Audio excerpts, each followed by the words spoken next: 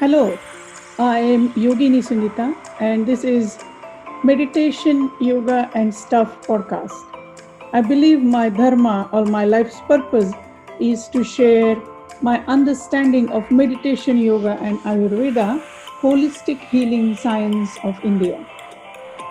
I make these amazing wisdoms accessible and adaptable for present times. So let's start. Hello and welcome to the podcast. Today I have included recording of one of my lectures. I wanted to show you a glimpse of how I teach the wisdom of yoga and Ayurveda, the combination of that. This lecture is quite long, so I have trimmed it a little bit at few places. I hope that you find this part of lecture enjoyable. I'm exploring wisdom of yoga and Ayurveda, and I'm exploring how this is connected and how valuable this information is. So enjoy. How can we bring Ayurveda into our life and use this wisdom? As I was mentioning earlier, that Ayurveda is a very vast science. It's a whole lifetime needs to learn this science, and yoga is it's a holistic science. So look at the bigger picture, and Ayurveda is very practical science. It came into play when human beings started settling into the cities. The yogis at that time realized, or wise beings at that time realized, that human needed more discipline when they started living in a cities or dwellings. Like we were losing connection with the nature and trying to understand that how can we still stay connected and live the life. And that's why we can bring Ayurveda into the modern setting very easily, because it's very adaptable, it's very practical, and it's all about the rhythms. So Ayurveda is a science of relationship and rhythms. What does that mean is your relationship with your self, with your food, with your people in your life, with your environment, with Mother Earth, with your spirituality. It's all about with your mind. This is all considered in Ayurveda. And from yogic point of view, we are moving towards union, and this union is basically understanding our energy system. So Ayurveda look at energy system blockages in energy, similar to yoga, that can create a lot of imbalance in our system. So the both have, like, these are called sister branches, for the reason because there are so many similarities and they can really go hand in hand. The modern, almost we can say, yoga guide is Yoga Sutra. And Yoga Sutra and origin of Ayurveda philosophy is same, that is Sankhya philosophy. And Sankhya philosophy is where you tune into the origin of the universe was the Big Bang, and the Purusha and Prakriti, or stillness and moving principle of, or consciousness and consciousness moving principle, or Shiva or Shakti, whatever you call it, these two principles working together and creating this universe. And this universe has then its intelligence.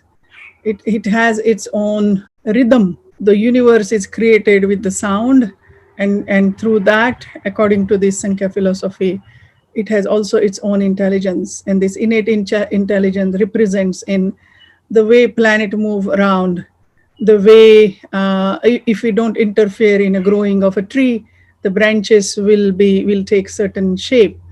Or in our system, for example, the blood cell knows their job, that understanding, or the bone cell knows their job. All that understanding is that higher intelligence. That's what is the cosmic intelligence, part of cosmic intelligence. So we are part of cosmic intelligence. From there comes the ego. Now, ego, according to Ayurveda, is necessary to function in this world. Here, though, they are not talking about inflated ego. They're talking about the ego. For example, in relation to our cell, each cell has an ego. That means that it understands, it holds its shape, and it understands its job. The moment the cell loses its understanding and it inflates its ego, it becomes cancerous. So the cancer is the where the cell has lost its understanding or its inflated ego. So that's what Ayurveda look at our cells in our system, and the ego in from that part, and also ego in ourself. This shape we are holding now is where our mind has certain thoughts, and that representing the shape. So as babies, we have certain shape, and you see that we all would have kind of like looked similar, kind of thing. But now we all have different shapes, and the reason for that is that it's coming from the mind, and from that we have created this shape. So that's Ayurveda's understanding. Now, from there we move towards three gunas, or everything in this cosmos has three gunas, or comes under three gunas or qualities. Guna means quality. And these qualities are sattvic, rajasic, and tamasic. There are three qualities. So, what is the rajasic quality? Is happening, movement, happening. Tamasic quality is lethargy or non-moving quality, and then sattvic is the balance. Let me explain this a little bit better in different ways. So everything in this universe has these qualities. For example, we need movement, enough movement to keep our body active and function. We need enough sleep and rest to make sure that we are healthy and working fine with the right amount of movement and right amount of rest. When we do too much rest, when we do too much rest, it becomes we become lethargic, and when we do too much of movement, we become agitated and we can't rest. So this yo-yo, a lot of time you'll find that people have like yo-yo of anxiety and depression, or people have yo-yo of too much movement, too much exercise, but then they crash and burn. And with yogic practices or Ayurvedic understanding is that you need to come back to the sattva. What is sattva? Is that balance, beautiful balance between movement and rest. And that's where that fine balance is your sattvic state. So yogic practices fall, right yogic practices for your system fall under sattvic practices. Right food for your system falls under the sattvic practice. Let me give an example of rajasic food, like the food which is going to make your system too heating is going to be rajasic food. The food which is going to go and sit in your tummy like a brick, and it is going to take your system hours of digestion, that's going to turn your system into lethargy, that's going to be tamasic food. Okay, so that's the understanding. Now in ourself, we when we are functioning at our optimal state, at this we have calm mind, amazing active body, a healthy body, then we are at the state of optimal health. Ayurveda looks at not just the body, but the mind, the spiritual side of the being, everything is considered, and that is considered optimal health. So you can't just, human being is a multifaceted being, and in this we need to understand that all these needs to be balanced, then we are at our optimal health. So that's what Ayurveda look at. From yogic point of view, our enlightenment is our optimal state, right? And so these two then definitions fit very well together, because when the body is functioning to its optimal health, that we do with movement, right movement, with the asana practice, we work with the breath to work with our prana, then we move with the meditation, we work with our mind. And then if we have understanding of right food for our constitution, right practices for our constitution, Ayurvedic constitution, then we can even take this information and really flourish with this understanding.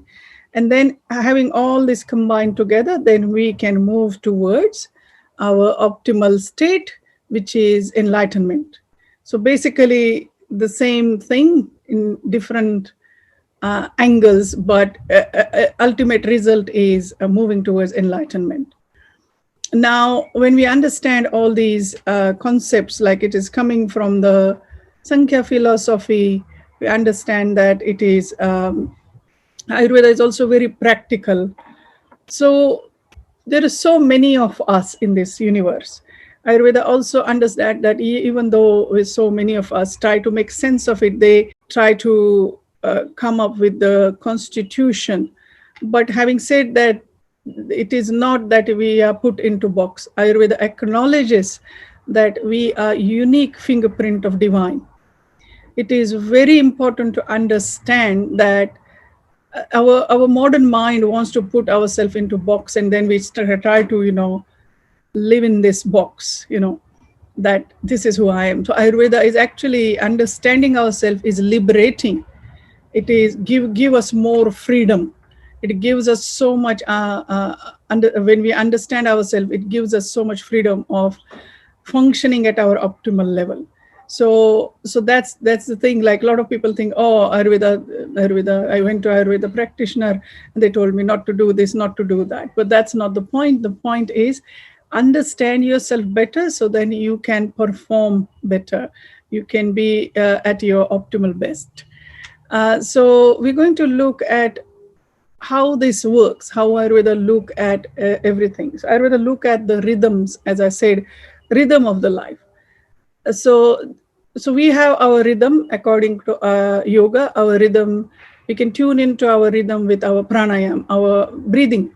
Our breath is our rhythm, and you will notice that every moment breath can change depending on what's happening. So now we understand our rhythm through our breath, okay? Through our pulse, we understand our rhythm. So Ayurveda is quite big on pulse. Ayurveda's understanding of pulse is beautiful. Pulse diagnosis never lies, and you can learn so much from the pulse. So we're going to try and understand through observation today, or through understanding our own system more deeply. So we're going to see, okay, so at the moment, what's happening with the breath. So tune into that. Just notice your breath. That's your rhythm at this moment. What else is our rhythm? So we also notice that the rhythm, we have our day and night, that kind of rhythm as well. So that's the nature's rhythm. What is other nature's rhythm is also the seasons. So we need to understand that Ayurveda take consideration all these things. So, say for example, as a yoga teacher, if you're teaching a yoga class and if you are really good at teaching certain practice, you will find that some traditions day in and day out teach the same practice. But we need to understand that if we have these rhythms, and so obviously our clients have these rhythms, nature has these rhythms. So day in and day out, same practice may not be very serving to our clients. So what is going to be really serving to our clients is modify the practice for morning. How should the practice be, as opposed to lunchtime or evening? So in the morning, it should be uplifting because they're now going to go and face the world, right? So really bring that movement. Sometimes morning body is stiff, so just be consider that. Lunchtime, before lunch practice can be a little bit stronger as well, because now that body has been warmed up throughout the day moving, so you can bring in a little bit more practices here. But then evening practice, or just before they're going to go to sleep, it should be calmer. It should be more, all the practices should be based, should be balanced, so that they're not too agitated. There has to be understanding of sympathetic and parasympathetic mode, and we are working with parasympathetic mode. And so that is always there. But on top of that, understanding that the night practices needs to be calming. They need to be so that your clients can go back home and sleep. You can't do, like, 100 rounds of sun salute. I'm exaggerating, but, like, you can't do these, like, big strong practices at night and then tell your client go to sleep. It's not going to work. It's not going to be beneficial for them, and for you also as a teacher. It may be okay sometimes, but if you're constantly we're repeating this pattern again and again. So just be mindful that what you're doing to your system. So working with rhythm is very important. Working with these rhythms of the day, of the seasons. So there are three doshas in Ayurveda. So dosha, literally the word means fault. But again, in Sanskrit, sometimes there are more meaning to the word than one meaning. So before dosha, we need to understand a concept of prakruti. Prakruti is a concept where it means that's the nature you're born with. So the color of your eyes, your bone structure, your natural hair, your height, all this is you're born with. This is called prakruti. And vikruti is usually the present state where the state where we are not in balance with our prakruti or not in the state of our optimal health. So when we are not in optimal health, then it is called vikruti. Okay, and so these concept of prakruti and vikruti. So Ayurveda's intention is going back to your prakruti. Now, in this, we need to also understand that Ayurveda works or understand all this from the point of view of elements. So there are 5 elements in Ayurveda. So what are these elements? So the first element is space or ether. Second is air. Third is fire. Fourth is water. And fifth is earth. All these 5 elements are there.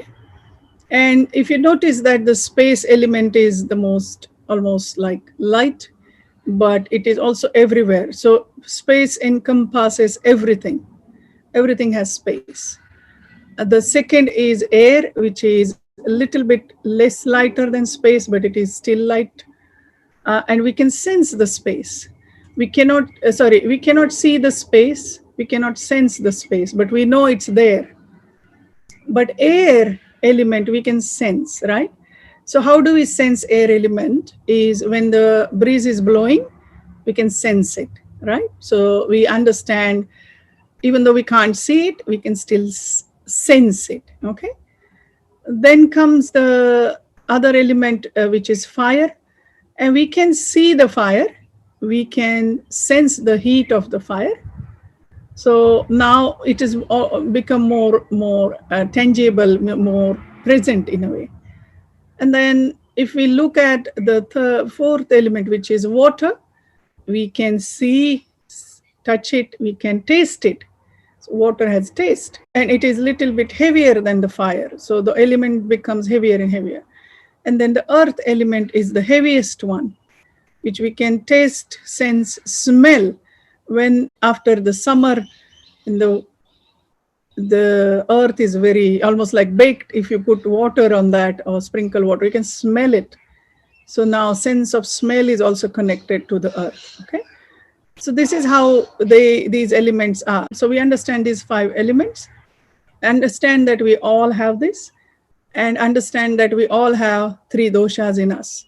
But the combination, permutation of these 5 elements in our system creates our unique dosha or unique prakruti.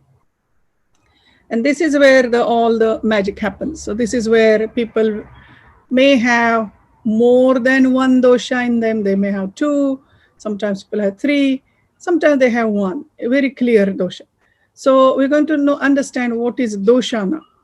So let's look at this, make a mental chart if you want, in your mind, that there are these 5 elements. So space and air combined together, space and air combined together is vata.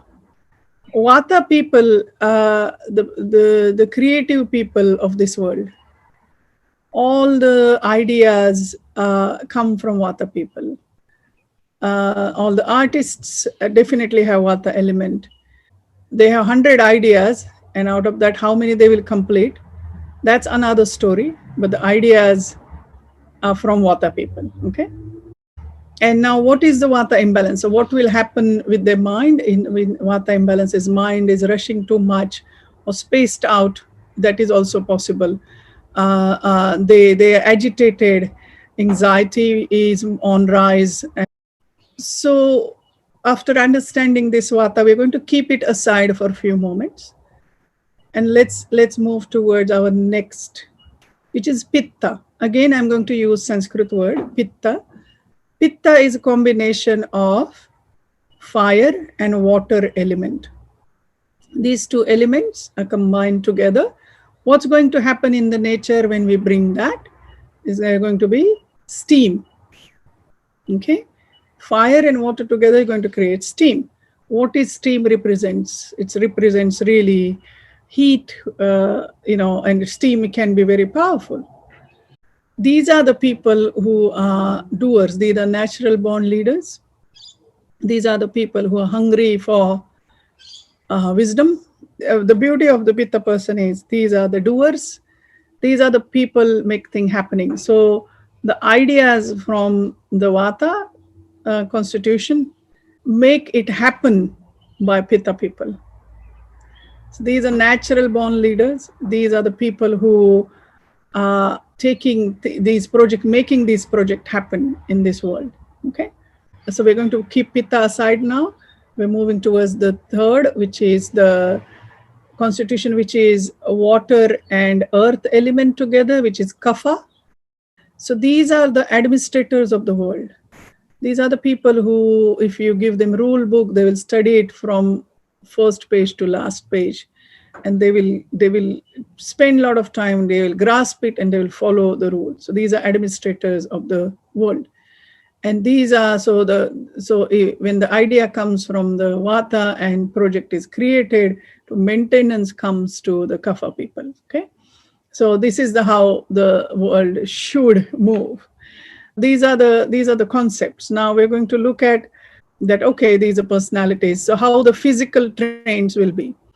So Vata person usually is very light, hardly gain weight. Vata person, everything is irregular about Vata. They don't like any regularity. But the best thing for them is to have regular life, have regularity in their life, but they do not like it. So in your class, Vata person is going to be most irregular client. They will be coming maybe every other day or every day, one month, and then you're not seen them for a few days, and then they will start coming really every day again. So they're very irregular, and because they are thin and lightweight, and they like to, even the practices, they like to do different practices every day. And this irregularity of the mind is very clear. So that's a Vata dominant person in your class. What is going to be most beneficial for them is gentle and regular practices. Okay. So if you have that kind of personality, just self-inquiry and understand what is happening in your life and which dosha is at the moment working. If you look at Pitta person, they will be regular. They understand the importance of the practice or their health. They will be medium. They will be muscly medium personality. They won't let their weight gain too much. That's not them, unless they are in imbalance. They also dedicated to practice, but only sometimes the issue with that is they will compete. They will compete with others. So if there is in the group, if group is very flexible and they are not, that's going to be very challenging for them. And they are the ones who will be come right in front of you, spread their mat with a big sound, and they will be also competing with you. So that's the very typical Pitta personality. Everything is competition. I'm the best kind of thing happens. So, especially when they're in imbalance. When they're in balance, they're fine. They understand their nature and they back off. And then comes the Kapha person. Kapha person should come to your class every day, but they're lazy usually. But if they're convinced, when they're convinced, they would be very regular to your classes. So we need to convince them that how good it is. Then they are your best clients. They will be fully devoted to coming to regular classes. So, with this understanding of different doshas, how can we tie this up with understanding of yoga? So, if you notice these trends in your system or in your client system, if you're a coach, you're noticing that. If you're a yoga teacher, you're noticing this. You can actually help your clients to find balance. And so, how can we do that for ourselves or for our clients or loved ones? Is basically if you notice that there is a tendency of vata mind, which is extremely busy, fast moving mind, which is very creative mind, then this mind and their system needs grounding. So how what is grounding? What does that mean? So grounding means basically the practices where we bring them in their own system. We bring them into their own body. The practices where you are doing very slow, gentle movement with a lot of awareness. The practices where you are connected with the Mother Earth with your feet or the language you use, or if you're practicing like a restorative practice, which is very beautiful practice, so that will be very, very good for Vata person. Now, for Pitta person, the practice should be cooling and calming. So, Pitta person needs to understand that on the yoga mat, it needs to be a feeling of surrender and letting go. So, there is Pitta person try to bring the competition into yoga as well. So, we encourage Pitta person to observe their own practice. If you are Pitta person, tune into what's happening in your system, notice your breath, notice what's happening in this moment now, and learn about yourself. Use your knowledge gaining into understanding yourself more through the practices, through the movements, and you will start noticing that, oh, I hold tension here, or this is tense, or this is relaxed. All those things, like, if you do particular practice, you feel relaxed. If you do particular practice, you overdoing it or underdoing it. All this observation can be really, self-inquiry can be very, very good for Pitta person. It will keep the mind challenged, the challenge for, in a sense, like a mind active, and the mind is thinking, but it is not with the competition about anything. So it's a really good way to engage the mind, I should say. Engaging the mind this way is much better. And for Kapha person, the regular practice and regular movement will help them to feel energized, to feel active, to feel full of positive energy, because Kapha tend to go into a depression quite quickly. So for Kapha person, it is really good to keep moving, keep their system active, and keep their thinking positive. So in Kapha person, strong movements, strong practices will help. These regular movements and also regular walks and things like that with yoga practice. So that helps with the Kapha person to bring in wisdom of yoga into their day-to-day life. Kapha may want to choose relaxing practices more, and here I suggest for Kapha to even keep moving as much as possible. So this way we can bring wisdom of yoga and Ayurveda together into our life. When we understand our dosha, when we understand what stage of life we are in, we can take this understanding and really, really flourish. I am offering Ayurveda lifestyle consultation certification course. And this course is designed to help you to bring wisdom of yoga and Ayurveda to your life. So if you are a life coach, if you are a coach, a wellness coach or health coach, or if you're a yoga teacher who wants to really help your clients in all aspects of the life and from all dimensions, this course is going to be very valuable. This was a glimpse of what I can offer, and I go quite deep into these wisdoms. And this will help you to recognize your client's dosha and help them even more. This is also for those who want to explore these wisdom of Ayurveda and yoga for yourself, your own development. So I will help you with this also. This course is very useful for that as well. And thank you for being here. I really appreciate you. Bye for now. Thank you for tuning in.